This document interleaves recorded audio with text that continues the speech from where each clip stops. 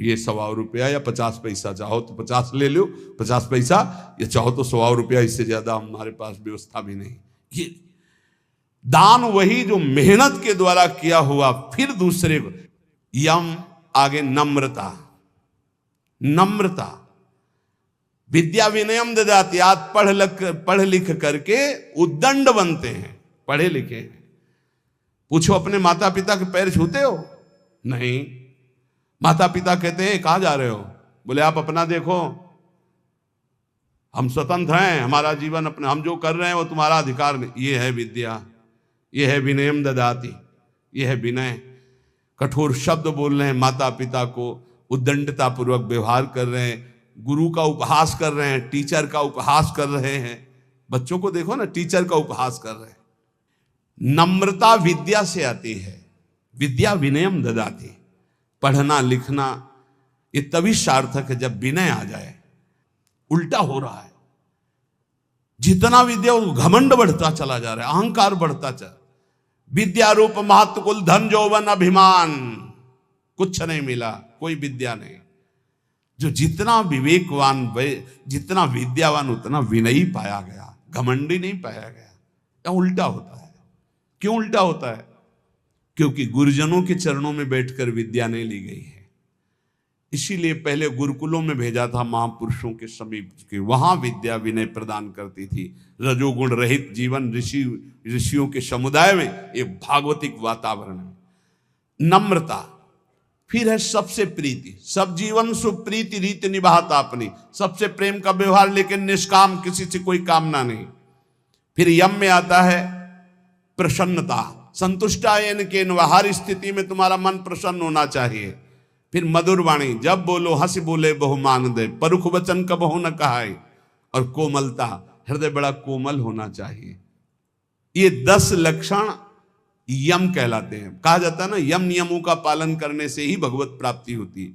तो अक्रूरता, क्षमा, सत्य, अहिंसा, दान, नम्रता, प्रीति, प्रसन्नता, मधुरवाणी, कोमलता, ये 10 यम हैं और ये 10 नियम हैं। शरीर की पवित्रता, वस्त्र की पवित्रता और मन की पवित्रता, तीनों पवित्र होने चाहिए। बिल्कुल ऐसे पशुता हो रहे, हाथ कोई धो ले तो बड़ी बात है। पहले जल लेके साधु लंगोटा, सोटा, कमंडल, ये बिल्कुल अब इतना वीआईपी है कि कमंडल रखना बेइज्जती की बात हो जाएगी ना। बाबा जी कमंडल कैसे? कमंडल है, डंडा है, बंधा लंगोटा, काछ वाछ मन निश्चल राखे, धन धन जननी तेरी। रास्ते में लघु शंका लगी तो कैसे हो गए? आचमन करना है, मूत्रेंद्रिय का प्रक्षालन करके, हस्त प्रक्षालन करके, आचमन करके, तप है पवित्रता का। ऐसे पूरा शुद्ध वातावरण, शरीर पवित्र, वस्त्र पवित्र, मन पवित्र। नियम, सबसे पहला नियम पवित्रता। शरीर पवित्र, वस्त्र पवित्र, विचार पवित्र, कितना बढ़िया जीवन होता। दूसरा नियम में है यज्ञ। तो यज्ञानाम जप यज्ञ, उसमें सबसे बड़ी यज्ञ है जप यज्ञ। राधा राधा राधा, नियम ले लो जप यज्ञ का। नियम में तीसरा है तप। अपने धर्म का पालन करते हुए जो आपको कष्ट मिलता है उसको सहना तपस्या कहते हैं। जैसे आप प्रातःकालीन वेला में, प्रातःकालीन क्या, अर्धरात्रि वेला में जगते हैं। प्रातःकाल तो 4 बजे से होता है, यहाँ तो अखंड कीर्तन ही चलता रहता है। पर रोड में हम जब 2 सवा 2 बजे उतरते हैं तो 10-20 हजार लोग खड़े होते हैं और सब साधक जन सेवा में रहते हैं। तो इसका मतलब 1 बजे जगे होंगे, तब तो वहाँ सेवा में पहुंचे। और वो लोग तो हो सकता है कोई 12 बजे से खड़ा हो, कोई 11 बजे से, कोई 1 बजे से। अब जो नींद नहीं लिया, जो कष्ट से, इसे तपस्या के, इससे पाप क्षीण होते हैं, इससे बहुत लाभ प्राप्त होता है। ये बाहरी तपस्या है। समय से स्नान करना, चाहे गर्मी हो चाहे सर्दी हो, समय से अपनी दिनचर्या में आना, चाहे जितना कष्ट हो, ये बाह्य तपस्या में होता है। भोजन आदि ना मिल पाना, फिर भी अपनी दिनचर्या करना। और आंतरिक तपस्या मानी जाती काम, क्रोध, लोभ आदि को सहना। इनको सहना आंतरिक तपस्या कहे। इन तपस्याओं के अलावा और भी बहुत सी तपस्याओं का वर्णन, पर वो खास बात नहीं। आए हुए वेग को सह जाए सो महात्मा, काम के वेग को, क्रोध के, लोभ के, मोह के वेग को जो सह जाए, ये सबसे बड़ी तपस्या। नियम पवित्रता, नियम जप, नियम तप, कष्ट सहने का स्वभाव, नियम दूसरों को सुख देने का स्वभाव। आओ बैठो बैठो, मृदु भाषण। आप जल पिएंगे? अच्छा, श्री जी का कुछ भोग लगा, आप थोड़ा प्रसाद पा लीजिए। मृदु व्यवहार, सरल व्यवहार। स्वाध्याय नियम, आपका नियम होना चाहिए स्वाध्याय का। ये नियम के अंतर्गत आते, स्वाध्याय नियम पूर्वक। और नियम जनेन्द्री का निग्रह अर्थात ब्रह्मचर्य। नियम में ब्रह्मचर्य व्रत बहुत जोर की बात। गृहस्थ है तो संयम पूर्वक विरक्त है, जनेन्द्री का संयम ब्रह्मचर्य। और मौन व्रत, वाणी का मौन व्रत, ये नियम। और अल्पाहार का नियम या उपवास का नियम। बहुत बड़ा भजन में इसका प्रभाव पड़ता है। आपका अधिक भोजन पाने से जो भजन में शक्ति लगनी चाहिए वो भोजन पचाने में लगती, इसलिए भजन में रुचि नहीं होगी, ध्यान रखना। या तो अल्पाहार और या फिर कभी कभी उपवास, पर सेवा नहीं छोड़ना। श्री सुदामा दास जी महाराज सुदामा कुटी के स्वयं आटा मांग कर लाते, स्वयं उपला बिनते, फिर रोटियां बनाते, फिर संतों को पवाते। उनकी मेहनत ऐसा रंग लाई कि तब से लेके आज तक शास्त्रों संतों की सेवा ऐसे होती रहती है। अपरिचित कोई भी संत जाए, पाए और बना रहे। बारंडा बड़े बड़े बने, आसन लगाए, 10-5 दिन खाए पिए पड़ा रहे। आज भी वो सेवा चल रही। संत सेवा अगर मिल जाए, परोसना है, पत्तल उठाना है, पोछा लगा, ये अहोभाग्य समझा जाए। इसको ऐसा ना समझा जाए कि एकांत में बैठकर भजन करना ज्यादा अच्छा है, लेकिन इनके बीच नहीं। मन की गति को संभाल पाना बहुत कठिन है। आज एकांत के लिए भजन के लिए कर रहा है, कल एकांत के लिए भोग के लिए कहेगा, इसका कोई विश्वास नहीं। गुरु प्रदत्त दिनचर्या को कभी ना तोड़ा जाए। और 10 वर्ष एक ही दिनचर्या चलाई जाए, मन शांत हो जाएगा, अपने आप देख लेना। ये नियम है। अल्पाहार नियम बना लो अल्पाहार का। एक साधु की, साधक की दिनचर्या भोजन की होनी चाहिए। इतनी रोटी, इतना चावल, इतनी सब्जी, इतना दाल, वो नियम है, उतना ही पाना है। कुछ भी हो, अच्छे से अच्छा पदार्थ हो, एक नियमावली भोजन की होनी चाहिए। और स्नान 3 बार, ब्रह्मचारी 3 बार स्नान होना ही चाहिए। 24 घंटे में 3 बार स्नान। वो शरीर सुख के लिए नहीं, जैसे आप सोने जा रहे हैं तो कोई स्नान करते हैं, नहीं, कदापि नहीं, दिनचर्या के विरुद्ध नहीं। एक प्रातः जो अभी 1:30-2 बजे हुआ, और एक पुनः अगर आपका दिनचर्या का क्रम में 8 बजे, 9 बजे, 10 बजे जैसे स्नान का हो, फिर एक सायं 4 बजे, 5 बजे, बस। अपने का तो 2-3 घंटे बाद ही पुनः स्नान होता है, फिर सायं होता है। 3 स्नान जीवन हो गए, 3 स्नान जीवन। अगर कहीं पेट खराब हो गया तो जय बार फिर अर्ध स्नान करना ही करना है। ये 10 नियम और 10 यम, ये साधक के जीवन में होने ही चाहिए। नियम पवित्रता का, जप का, तप का अर्थात कष्ट सहने का, दूसरों को सुख देने का, स्वाध्याय करने का, ब्रह्मचर्य का, मौन का, उपवास का, स्नान का, ये नियम होने चाहिए। नियम होने चाहिए। इसमें ये नहीं देखा जाता है स्नान का कि शौच लगी है तो ठीक है, शौच नहीं लगी तो चलो नहीं करते स्नान, इसका नहीं। एक नियम अपने लोगों की दिनचर्या रही। यहां तो बाथरूम, शौचालय, गंगा किनारे जब शीत वायु चल रही तब 3 बार स्नान, और पूरी जटाओं के सहित। ये जो घंटों जटाओं से गंगा जल गिरता रहता था, ऐसे टपकता रहता, पूरा शरीर कांपता रहता। वहां ये थोड़ी देखना है कि शरीर को क्या हो रहा है, वहां भगवत प्राप्ति करनी है। आगे कह रहे हैं महर्षि विश्वामित्र जी की वाणी, निज अनुभव कह रहे हैं। कामम कामाय मानस्य यदि कामः समृद्ध्यति अथैनम अपरः कामो भूयो विद्यति बाणवत।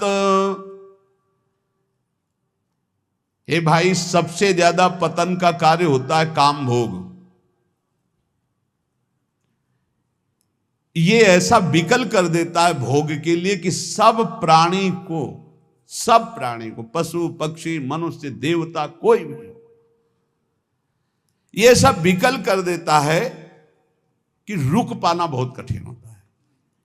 फिर जहां उसको भोगा गया तो उसकी नवीन कामना, फिर नवीन कामना, फिर नवीन कामना। यदि कामा समध्यति तो अथैनम अपरः कामो भूयो विद्यति बाणवत। बाण के समान हृदय को बेधता रहता है काम, बार बार बार बार। इसलिए जिसको काम वेदना पर शांति प्राप्त करनी तो उसे भोगना बंद करना पड़ेगा। जैसे कुम्हार अपनी मटकी को खूब ठोक बजा के देख लेता है कहीं से फूटी तो नहीं, तब बाजार में रखता है, ऐसे ही भगवान और गुरुजन ठोक बजा के देख लेते हैं बिल्कुल पक्का, तो जा, अब जा, तुझे माया त्रिभुवन में त्रिकाल में भी कभी परास्त नहीं कर सकती। देखो एक चीज ध्यान रखना, गुरुजनों की आंतरिक वृत्ति को पहचानना चाहिए, इनकी इच्छा क्या है। गुरुजनों की इच्छा को समझो। जैसे भगवान नाना प्रकार की भोग सामग्री सामने भेजेंगे तो आप सोचो कि भगवान के द्वारा ही तो भेजी हुई, नहीं। आपको देखना है भगवान की इच्छा क्या है, तो गीता पढ़िए, गीता जी में भगवान आप बोल रहे हैं ऐसा करो ऐसा ना करो। ऐसे गुरुजन जब बोलते हैं तो उनकी बात पकड़ो, इसके बाद वही सामग्री आपको देंगे, ये लो ये लो ये लो, तो आपको पकड़ना नहीं। आपने कहा था, नहीं नहीं आप लीजिए खाइए, आप कह तो रहे लेकिन आपने कहा था कि नहीं खाना है, तो हम ही कह रहे हैं खाइए ना। हमें लगता है आपने कहा था कि नहीं खाना तो हमें नहीं खाना चाहिए, तो देख लो फिर तुम जैसा। अंदर अंदर वो खुश हो रहे हैं, शाबाश शाबाश, निकल जा निकल जा। नहीं मान लो आप खा लीजिए ना, भाई जी हमारा आपने कहा था नहीं खाना चाहिए, वो बहुत सुंदर चल रहा है, चलो भाई ठीक है। उस समय सोचिएगा नहीं कि नाराज हो रहे हैं, पक्की मानिएगा ये सिर्फ आपको ठोक बजा कर देखा जा रहा है। बहुत खुश है वो इस बात से कि आपने संसार के विषयों का त्याग भगवान के लिए किया। सच्ची मानिए, हृदय से आशीर्वाद होता है, हृदय से आह्लाद। बाहर से ऐसे हम भले कैसे हैं यार, हम ही तो कह रहे थे खा लेते ना, अब आप कह रहे हो तो, पर आपने ही कहा था कि बार बार उस बात को जो उन्होंने उपदेश किया है उस बात को याद दिलाता रहे। उससे क्या होगा, आप परिपक्व हो जाएंगे। कभी ये मत समझ लो जैसे आद्य गुरु भगवान शंकराचार्य जी मछली खाए तो और लोगों ने मछली, जो शिष्य थे, फिर कांच पिया, तो उनकी सामर्थ्य के बराबर हमारी सामर्थ्य। वो जो बोल रहे हैं उसको पकड़ो। ऐसा कई बार हुआ। राधाचरण जी से जब कहते कि इतनी तुम्हारी हालत ऐसी, आप चले जाओ, बोले डॉक्टर ने कहा दिल्ली ही आना पड़ेगा, तो उनका चले जाओ। तो उन्होंने कहा महाराज जी आपने सत्संग में कहा था कि प्राण चाहे निकल जाए वृंदावन से नहीं जाना। तो हम ही तो कह रहे हैं, नहीं महाराज जी आपने ही कहा था वृंदावन से नहीं जाना, तो अब नहीं जाएंगे। नहीं हम ही कह रहे हैं आप चले जाओ। आप यहाँ जरूर कह रहे हो लेकिन फिर सत्संग में आप फिर कहोगे कि धन्य है उसका जीवन जो मरणासन वृंदावन वास कर। महाराज जी अब नहीं जाएंगे हम। देख लो भाई, रोग भी वो जो सड़न हुई थी अपने आप ठीक हो गई, और इस समय श्री जी की सेवा में है।